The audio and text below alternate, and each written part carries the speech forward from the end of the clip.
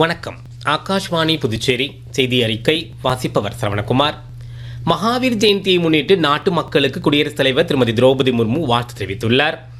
அவர் வெளியிட்டுள்ள வாழ்த்துச் செய்தியில் பகவான் மகாவீரரின் அகிம்சை, உண்மை, திருடாமை, சுயக்கட்டுப்பாடு, பற்று இல்லாமை ஆகிய 5 கொள்கைகள் வாழ்க்கையில் சரியான பாதையில் நடக்க அனைவரையும் ஊக்குவிக்கின்றன என்று தெரிவித்துள்ளார். பகவான் மகாவீரரின் கொள்கைகளை பின்பற்றுவதன் மூலம் மக்கள் தங்கள் வாழ்க்கையை அர்த்தமுள்ளதாக மாற்ற முடியும் என்றும் சமூகத்தில் நேர்மறையான மாற்றத்தை கொண்டுவர முடியும் என்றும் அவர் குறிப்பிட்டார்.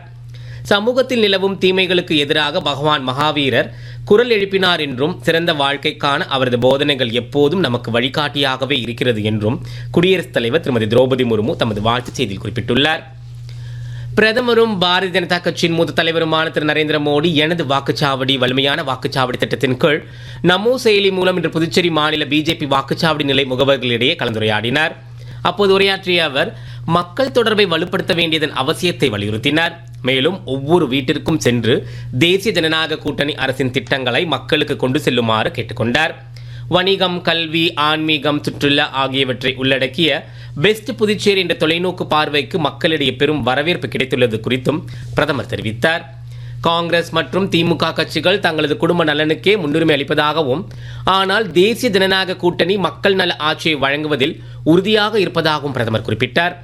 புதுச்சேரி யூனியன் பிரதேசத்தில் சட்டம் ஒழுங்கு மேம்பட்டுள்ளதையும், குறிப்பாக பெண்களின் பாதுகாப்பு உறுதி செய்யப்பட்டுள்ளதையும் மக்களிடம் கொண்டு சேர்க்குமாறு அவர் தொண்டர்களை கேட்டுக்கொண்டார்.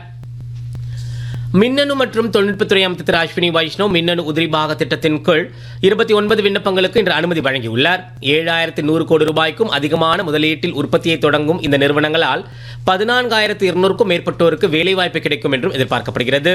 இது தொடர்பாக புதுடெல்லியில் செய்தியாளர்களிடம் பேசிய திரு அஸ்வினி வைஷ்ணவ் நாட்டின் மின்னணு உற்பத்தி பயணத்தில் இது ஒரு குறிப்பிடத்தக்க மைல்கல் என்றும் தெரிவித்தார். மத்திய ஆயுத காவல் படைகள் மசோதா 2026 குறித்து விவாதம் இன்று மாநிலங்களவையில் நடைபெற்றது. விவாதத்தை தொடக்கி வைத்து பேசிய திரிணாமுல் காங்கிரஸ் கட்சி உறுப்பினர் திரு முகமது நதீமுல் ஹக், இந்த மசோதா நிர்வாக சீர்திருத்தம் இல்லை என்றும் கடுமையான அரசியல் அமைப்பு சிக்கல்களை ஏற்படுத்தும் என்று கூறினார். இந்த மசோதாவை கொண்டு வருவதன் மூலம் அரசு அநீதி இழக்குகிறது என்றும் ஆம் ஆத்மி கட்சியை சேர்ந்த திரு சஞ்சய் சிங் தெரிவித்தார். அதிமுகவை சேர்ந்த திரு தம்பிதுரை பேசும்போது ஆயுத காவல் படையினரின் வீட்டு வசதி மற்றும் சுகாதார பாதுகாப்பு, வீட்டு வசதி உள்ளிட்ட பல்வேறு வசதிகளை மேம்படுத்த வேண்டியதன் அவசியம் குறித்து வலியுறுத்தினார். சரியான நேரத்தில் பதவி உயர்வு கிடைக்காததால் பல மத்திய ஆயுத காவல் படையை சேர்ந்தவர்கள் தாமாக முன்வந்து ஓய்வு பெற்றுள்ளதாக சமாஜ்வாதி கட்சியை சேர்ந்த திரு ராம்கோபால் யாதவ் கவலை தெரிவித்தார். சிஆர்பிஎஃப்பில் நிலவும் தேக்கு நிலை குறித்தும் துணை தளபதிகளின் பதவி உயர்வில் ஏற்படும் தாமதம் குறித்தும் காங்கிரஸ் கட்சியை சேர்ந்த திரு திக் விஜய் சிங் கேள்வி எழுப்பினார். மத்திய ஆயுத காவல் படைகளில் உள்ள குரூப் ஏ பொதுப்பணி அதிகாரிகள் மற்றும் பிற அதிகாரிகளின் ஆள் சேர்ப்பு, பணி நிபந்தனைகளை நிர்வகிக்கும் பொது விதிகளை ஒழுங்குபடுத்துவதே இந்த மசோதாவின் நோக்கமாகும். தொடர்ச்சியான கற்றல் மற்றும் திறன் சார்ந்த பயிற்சி மூலம் குடிமைப் பணிகளை சீர்திருத்துவதை நோக்கமாக கொண்ட கர்மயோகி திட்டம் மத்திய அரசின் முக்கிய முயற்சியாக திகழ்கிறது. இந்த முயற்சியின் ஒரு பகுதியாக அரசு அதிகாரிகளிடையே திறன் மேம்பாடு மற்றும் வளர்ந்து வரும் தொழில்நுட்பங்களை கற்றுக்கொள்வதை ஊக்குவிக்கும் வகையில் அடுத்த மாதம் 2ஆம் தேதி முதல் ஒரு வார காலத்திற்கு சிறப்பு பயிற்சி முகாம் நடைபெறுகிறது. இதுகுறித்து கர்மயோகி திறன் மேம்பாட்டு ஆணையத்தின் உறுப்பினர் ஆர் பாலசுப்ரமணியம் ஆகாஷ்வாணி செய்திப்பிரிவுக்கு அளித்த பிரத்யேக பேட்டியில் அரசு அதிகாரிகளை எதிர்காலத்திற்கு ஏற்ற வகையில் தயார்படுத்துவதிலும் நாட்டின் திறன் மேம்பாடு சுற்றுச்சூழல் அமைப்பை மேம்படுத்துவதிலும் கர்மயோகி இயக்கம் முக்கிய பங்கு வகிப்பதாக கூறினார். வளர்ந்து வரும் தொழில்நுட்பங்களை அதிகாரிகளுக்கு அறிமுகப்படுத்தும் வகையில் இந்த ஒரு வார கால சாதனா சப்தாவில் செயற்கை நுண்ணறிவு அடிப்படையிலான பயிற்சிகள் அளிக்கப்படும் என்றும் தெரிவித்தார்.